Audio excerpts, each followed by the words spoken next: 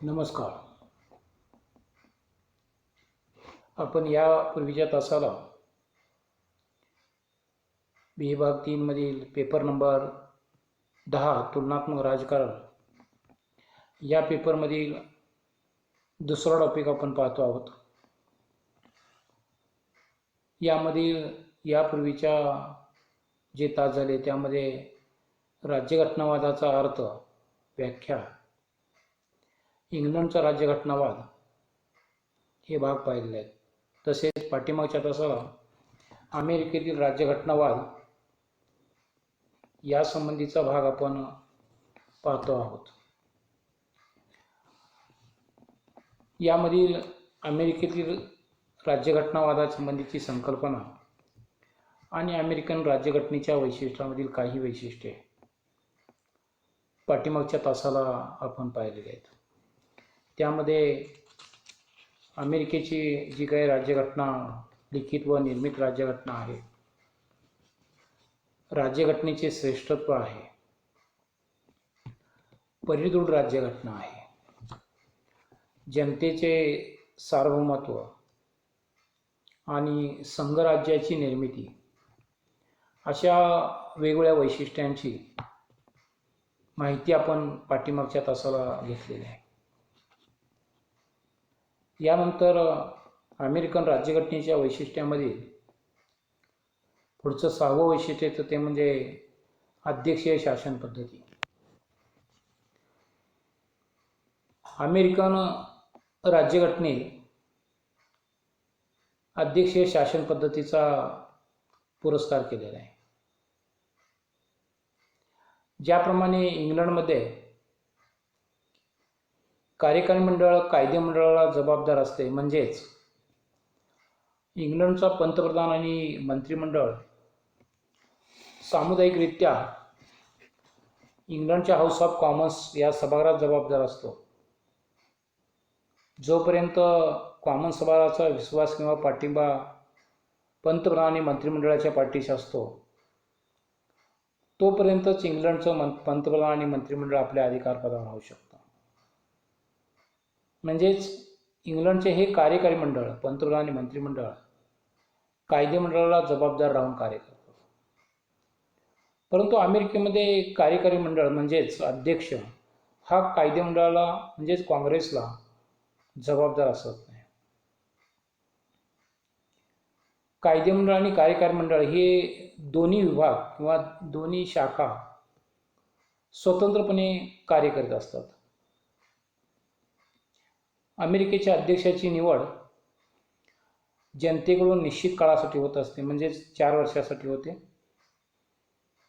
त्यामुळे कायदे मंडळ अध्यक्षाला अविश्वास मांडून पदावरून दूर करू शकत नाही.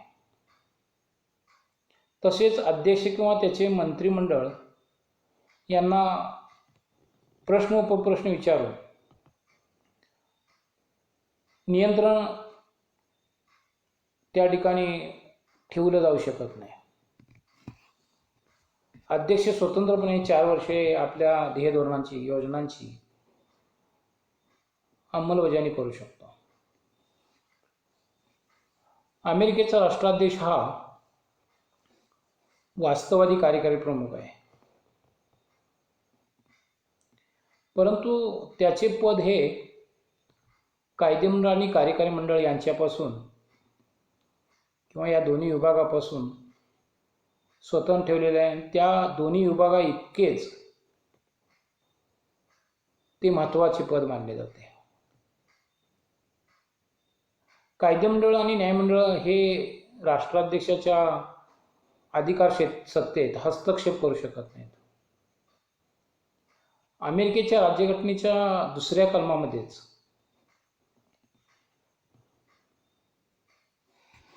राष्ट्राध्यक्षाच्या निवडणूक संबंधी, अधिकार क्षेत्रासंबंधी आणि कार्यपद्धतीसंबंधी स्पष्टीकरण देण्यात आलेले आहे. अमेरिकन राज्यघटनेने सत्ताविभाजनाच्या तत्वाचा स्वीकार केला असल्यामुळे अध्यक्षाचे अधिकार सुरक्षित राहिले जातात. आणि अध्यक्षाला निश्चित काळापर्यंत आपल्या ध्येय धोरणांची अंमलबजावणी करता येते. त्यामुळे प्रशासनामध्ये स्थैर्य व सातत्य टिकलेले दिसून येते. 7वं वैशिष्ट्य अमेरिकन राज्यघटनेचे म्हणजे सर्वोच्च न्यायालय किंवा सर्वश्रेष्ठ न्यायालय. अमेरिकेच्या राज्यघटनेचे संरक्षण करण्यासाठी, नागरिकांच्या मूलभूत हक्कांचे संरक्षण करण्यासाठी किंवा अमेरिकन संघराज्याचे संरक्षण करण्यासाठी अमेरिकेच्या राज्यघटनेच्या 3ऱ्या कलमामध्ये स्वतंत्र व सर्वश्रेष्ठ न्यायालयाची तरतूद करण्यात आलेली आहे. सत्ता विभाजनाच्या तत्वानुसार कायदेमंडळ आणि कार्यकारी मंडळ यांच्याप्रमाणेच न्यायमंडळ ही आपल्या कार्यक्षेत्रात सर्वश्रेष्ठ आहे. राज्यघटनेतील विविध कलमांचा अर्थ स्पष्ट करण्याचे, त्यांचे संरक्षण करण्याचे महत्त्वपूर्ण कार्य न्यायमंडळ करीत असते. अमेरिकेची न्यायपद्धती ही दुहेरी स्वरूपाची आहे. म्हणजेच अमेरिकेमध्ये संघराज्य शासन पद्धतीचा स्वीकार केला असल्यामुळे संघराज्याची न्यायालय व्यवस्था आणि घटक राज्याची न्यायालय व्यवस्था अशी स्वतंत्र तरतूद दुहेरी पद्धतीची अमेरिकेमध्ये केलेली दिसून येते. संघराज्याच्या संदर्भातील खटले संघराज्याच्या न्यायालयात चालले जातात. संघराज्याची मध्यवर्ती सत्ता आणि घटक राज्यांची सत्ता यांच्यात संघर्ष निर्माण झाले असता निर्णय देण्याचे कार्य सर्वोच्च न्यायालय करते. दिवाणी आणि फौजदारी स्वरूपाचे खटले हे घटक राज्यांच्या न्यायालयातून चालले जातात. दिवाणी खटले आर्थिक स्वरूपाचे खटले, तर फौजदारी खटले हे आर्थिक स्वरूपाचे खटले असतात. अमेरिकेच्या सर्वोच्च न्यायालय हे घटनेतील मूळ तत्वांचे रक्षण करीत असते. त्यामुळे घटक राज्यांचे स्वातंत्र्य, अधिकार तसेच नागरिकांचे मूलभूत अधिकार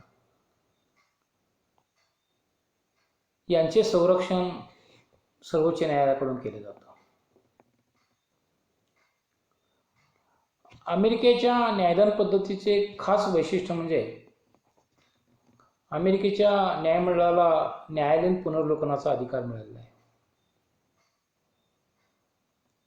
जर कायदेमंडळ आणि कार्यकारी मंडळ यांनी कोणताही कायदा पास केला तर तो घटनेशी सुसंगत आहे किंवा नाही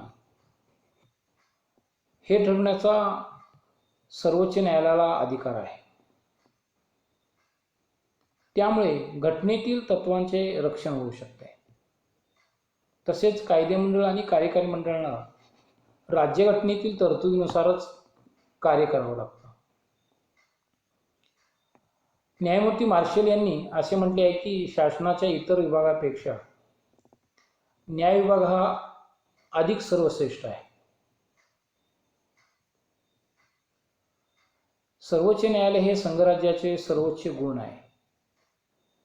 अमेरिकेची मूळची राज्यघटना अगदीच लहान स्वरूपाची आहे.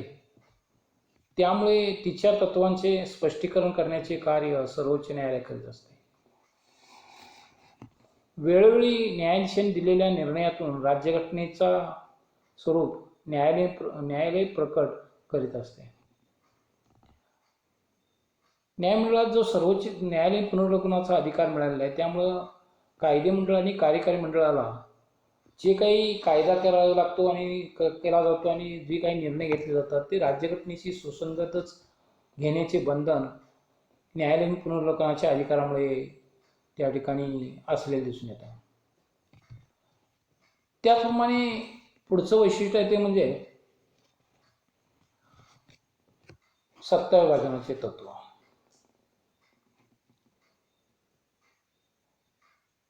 अमेरिकेच्या राज्यघटनेने मॉन्टेस्क्यूने सांगितलेल्या सत्ता विभाजनाच्या तत्वाचा स्वीकार केलेला आहे. सत्ता विभाजनाचे तत्व म्हणजे व्यक्ती स्वातंत्र्य सुरक्षित राहण्यासाठी शासनाच्या 3 विभाग कायदे मंडळ, कार्यकारी मंडळ, न्यायमंडळ हे एकमेकापासून स्वतंत्र आहेत, तर एकमेकापासून स्वतंत्र होऊन आपले कार्य करीत असतात. या तिन्ही विभागापैकी कोणतेही दोन विभाग किंवा तिन्ही विभाग एकाच व्यक्तीच्या किंवा व्यक्तिसमूहाच्या हाती केंद्रित झाले तर व्यक्ती स्वातंत्र्य धोक्यात येते, असं मॉन्टेस्क्यूने सांगितलं होतं. आणि म्हणूनच अमेरिकेमध्ये शासनाचे हे तिन्ही विभाग पूर्णपणे एकमेकापासून स्वतंत्र ठेवण्याची भूमिका पार पाडलेली आहे. अमेरिकन राज्यघटनेने या सत्ता विभाजनाचा स्वीकार करून अमेरिकेचा राष्ट्राध्यक्ष, अमेरिकेचे काँग्रेस म्हणजेच कायदेमंडळ आणि सर्वोच्च न्यायालय यांना आपापल्या कार्यक्षेत्रात स्वातंत्र्य दिलेलं आहे. उदाहरणार्थ, राष्ट्राध्यक्ष आपल्या 4 वर्षाच्या कालखंडामध्ये स्वतंत्रपणे आपल्या ध्येयधोरणांची अंमलबजावणी करू शकतो. तसेच काँग्रेस म्हणजेच कायदेमंडळ कायदे निर्मितीचे कार्य स्वतंत्रपणे करीत असते, तर सर्वोच्च न्यायालय हे वरील दोन्ही विभागापासून स्वतंत्र राहून न्यायदानाचे कार्य करत असते. अशा रीतीने शासनाचा प्रत्येक विभाग स्वतंत्रपणे कार्य करीत असलेला दिसून येतो. अमेरिकेच्या घटना निर्मात्यांनी व्यक्ती स्वातंत्र्याच्या सुरक्षिततेसाठी सत्ता विभाजनाच्या तत्वाचा स्वीकार केलेला आहे. विशेषतः जेम्स मॅडिसन याने या तत्वाचा फार मोठा आग्रह धरलेला होता. कायदेमंडळ, कार्यकारी मंडळ व न्यायमंडळ हे तिन्ही विभाग किंवा तिन्ही सत्ता एकाच ठिकाणी एकवटल्या तर अन्याय, जुलूम अशा प्रकारची सत्ता निर्माण होऊ शकेल आणि त्यामुळे व्यक्ती स्वातंत्र्य धोक्यात येईल, असे स्पष्ट मत जेम्स मॅडिसन यांनी मांडले होते. अमेरिकेच्या राज्यघटनेत कलम 1, 2, 3 मध्ये अनुक्रमे कायदेविषयक, शासनविषयक किंवा कार्यकारी विषयक आणि न्यायविषयक अधिकारांचे स्पष्टीकरण करून प्रत्येक विभाग स्वतंत्रपणे कार्य करू शकेल असे स्पष्ट म्हटलेलं आहे. अमेरिकेत जरी सत्ता विभाजनाचे तत्व स्वीकारलेलं असलं तरी नियंत्रण आणि संतुलन या तत्वाचा सुद्धा अवलंब केलेला आहे. ते एक अमेरिकन राज्यघटनेचे खास वैशिष्ट्य मानलं जातं. जे नवं वैशिष्ट्य आपण पाहणार आहोत ते म्हणजे नियंत्रण आणि संतुलनाची पद्धत. अमेरिकेने मॉन्टेस्क्यूच्या सत्ता विभाजनाच्या तत्वाप्रमाणे काटेकोरपणे हे तत्व स्वीकारलेलं असलं प्रत्यक्ष व्यवहारात आणणं हे काही अंशतः कठीण आहे. याची जाणीव घटनाकारांना होती. शासनाचा कोणताही विभाग अमर्यादित, अनियंत्रित स्वरूपाचा होऊ नये यासाठी काही प्रमाणात दुसऱ्या विभागाचे त्याच्यावरती नियंत्रण ठेवणे आवश्यक आहे. शासनाच्या एका विभागाचे दुसऱ्या विभागात काही प्रमाणात नियंत्रण असेल तरच सत्तेत समतोल साधला जातो. शासनाचे तिन्ही विभाग आपापल्या क्षेत्रात स्वतंत्रपणे कार्य करत असले तरी प्रत्येक विभाग दुसऱ्या विभागावर नियंत्रण ठेवून सत्तेचा समतोल टिकवून धरू शकतो. कार्ल फ्रेडरिच यांनी नियंत्रण संतुलन पद्धतीची व्याख्या पुढील प्रमाणे केलेली आहे. शासनाच्या प्रत्येक विभागाला त्याच्या अधिकारसत्तेचा प्रमुख भाग दिल्यानंतर इतर विभागांना त्याच सत्तेचा काही भाग देण्यात येतो. नियंत्रण व संतुलन पद्धतीमुळे शासनाचा कोणताही विभाग शक्तिशाली किंवा वरचढ होऊ शकत नाही. अमेरिकन राज्यघटनेने राष्ट्राध्यक्ष, काँग्रेस आणि सर्वोच्च न्यायालय या तीन विभागांचे एकमेकावरती नियंत्रण कसे राहील आणि सत्तेचा समतोल कसा साधला जाईल याविषयी स्पष्ट तरतूद केलेली आहे. प्रत्येक विभाग आपल्या कार्यक्षेत्रात स्वतंत्र व सर्वश्रेष्ठ असतो, परंतु त्याच्याकडून सत्तेचा गैरवापर होऊ नये म्हणून त्याच्यावर नियंत्रण ठेवण्याची तरतूद अमेरिकन राज्यघटनेत करण्यात आलेली आहे. उदाहरणार्थ, काँग्रेसला कायदे निर्मितीचा अधिकार आहे, परंतु या विभागाने कायदे निर्मितीच्या अधिकाराचा गैरवापर केला तर निर्माण होणाऱ्या कायद्याला अंतिम मान्यता देण्याचा अधिकार राष्ट्राध्यक्षाला असतो. तसेच असे कायदे निर्माण झाल्यानंतर ते घटनेशी सुसंगत आहेत किंवा नाहीत हे ठरवण्याचा अधिकार सर्वोच्च न्यायालयाला दिलेला आहे. म्हणजे एका बाजूला कायदेमंडळाला कायदा तयार करण्याचा अधिकार दिलेला आहे, तर त्या कायद्यांना अंतिम मान्यता देण्याचा अधिकार राष्ट्राध्यक्षाला दिलेला आहे. तसंच कायदेमंडळाने केलेले कायदे राज्यघटनेशी सुसंगत आहेत किंवा नाहीत हे पाहण्याचे कार्य सर्वोच्च न्यायालय करते. जर विसंगत कायदे असतील तर ते रद्द करण्याचा अधिकार सर्वोच्च न्यायालयाला प्राप्त आहे. त्यासाठी न्यायालयीन पुनर्विलोकनाच्या अधिकाराद्वारे सर्वोच्च न्यायालय कायदेमंडळ व कार्यकारी मंडळ यांच्यावरती नियंत्रण ठेवू शकते.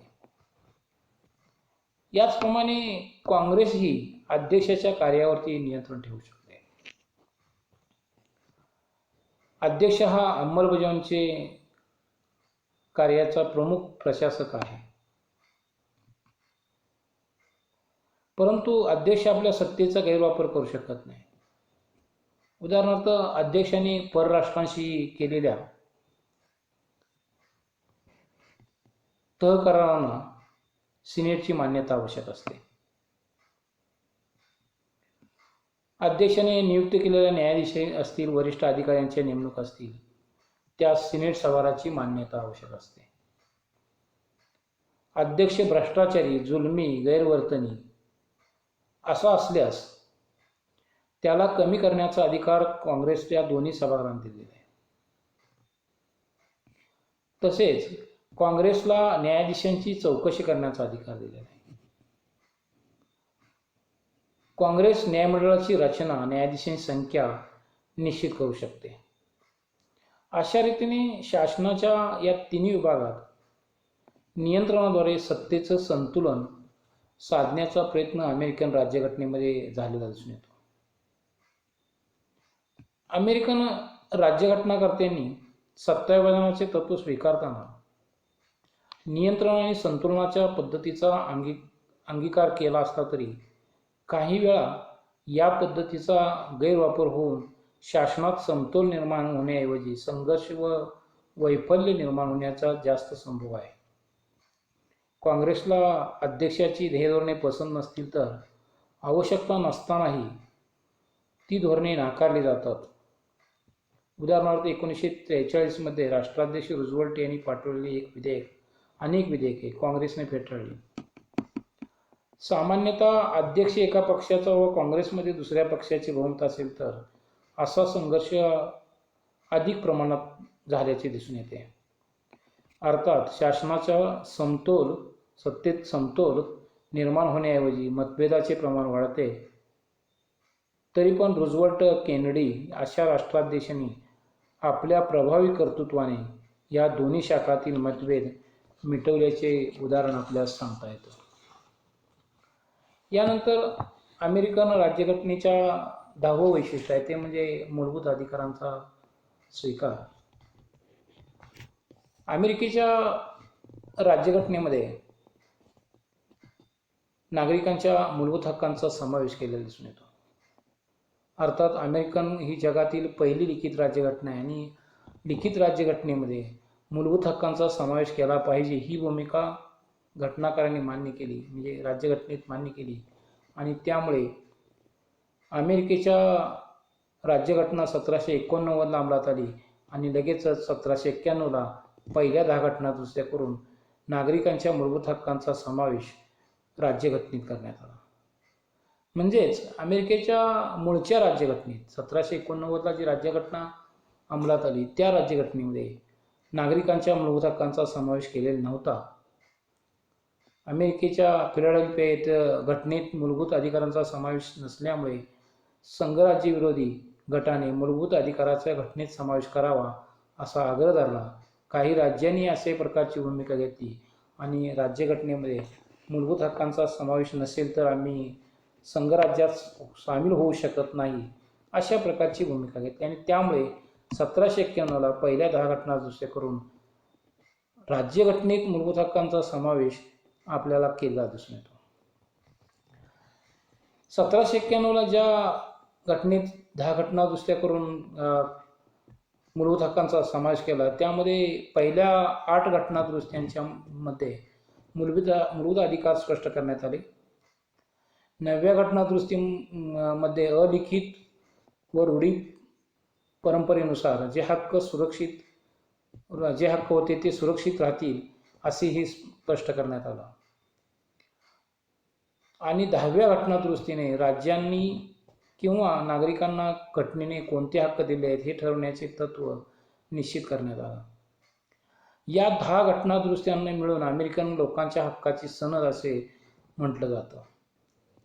व्यक्तीचे जीवित, वित्त व स्वातंत्र्य यांचे संरक्षण होण्यासाठी ही सनद महत्त्वाची व उपयुक्त ठरलेली आहे. घटनेने मूलभूत अधिकारांचे स्पष्टीकरण केल्यामुळे आणि न्यायमंडळाने त्यांच्या संरक्षणाची जबाबदारी स्वीकारल्यामुळे अमेरिकन लोकांना अदेय स्वरूपाचे मूलभूत अधिकार प्राप्त झालेले आहेत. कायदेमंडळ, कार्यकारी मंडळ आणि अन्य कोणत्याही अधिकारी व्यक्तीकडून मूलभूत अधिकारावर कोणत्याही प्रकारचे अतिक्रमण किंवा हस्तक्षेप झाल्यास न्यायालय त्यामध्ये त्या ठिकाणी निर्णय देण्याचे कार्य करतं. त्यामुळे कोणत्याही व्यक्तीचा किंवा कोणत्याही संस्थेकडून, कायदेमंडळ आणि कार्यकारी मंडळाकडून नागरिकांच्या मूलभूत हक्कावर आक्रमण होणार नाही याची खात्री प्राप्त झालेली आहे. प्रत्येक नागरिकाला जीविताचा, संचार करण्याचा, संपत्ती मिळवण्याचा, धार्मिक स्वातंत्र्याचा, मतदानाचा असे विविध स्वरूपाचे मूलभूत हक्क घटनेने दिलेले दिसून येतात.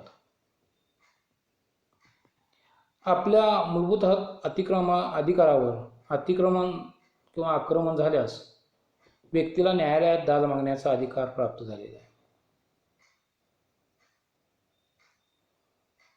विधिमय पद्धतीशिवाय कोणत्याही व्यक्तीच्या किंवा कोणाच्याही मूलभूत अधिकारावर अतिक्रमण केला जाणार नाही. सर्व नागरिकांना कायद्यासमोर समान मानले जाईल. कोणत्याही व्यक्तीच्या किंवा शासनाच्या विभागाच्या लहरीनुसार कोणालाही कैद करता येणार नाही, अटक करता येणार नाही. युद्ध किंवा अंतर्गत बंडाळी या कारणाशिवाय कोणत्याही व्यक्तीला बंदी प्रत्यक्षीकरणाचा अधिकार आहे तो नाकारता येणार नाही. प्रत्येक गुन्हेगाराला किंवा गुन्हेगारी व्यक्तीला न्याय मागण्याचा अधिकार घटनेने दिलेला आहे. जर एखाद्या व्यक्तीच्यावरती अन्याय झालेला आहे असं जर त्याची खात्री असेल तर त्या व्यक्तीला न्यायालयात दाद मागता येतो आणि त्याद्वारे त्याला न्याय प्राप्त करून घेण्याचा अधिकार राज्यघटनेने दिलेला आहे. अशा पद्धतीने न्यायमंडळाकडून नागरिकांच्या मूलभूत अधिकाराचे संरक्षण केले जाते. त्यामुळे अमेरिकन नागरिकांना आपल्या मूलभूत अधिकारांचा प्रत्यक्षात उपभोग घेता येतो असं आपणास दिसून येतं. म्हणजेच अमेरिकन राज्यघटनेमध्ये जे 1791ला 10 घटना दुरुस्त्या करून नागरिकांच्या मूलभूत हक्कांचा समावेश केला आणि त्याच्या संरक्षणाची जबाबदारीसुद्धा न्यायमंडळावरती दिली आहे. त्यामुळे अमेरिकन नागरिकांना आपल्या मूलभूत अधिकारांचा वापर करता येतो, अधिकारांचा योग्य पद्धतीने उपभोग घेता येतो असं आपणास दिसून येतं. अशा पद्धतीने अमेरिकन राज्यघटनेची मागील तासामध्ये आणि या तासामध्ये 10 वेगवेगळ्या प्रकारचे वैशिष्ट्ये आपण पाहिलेले आहेत. या अजूनही काही वैशिष्ट्यांचा अभ्यास आपण पुढील तासात करणार आहोत. थँक्यू.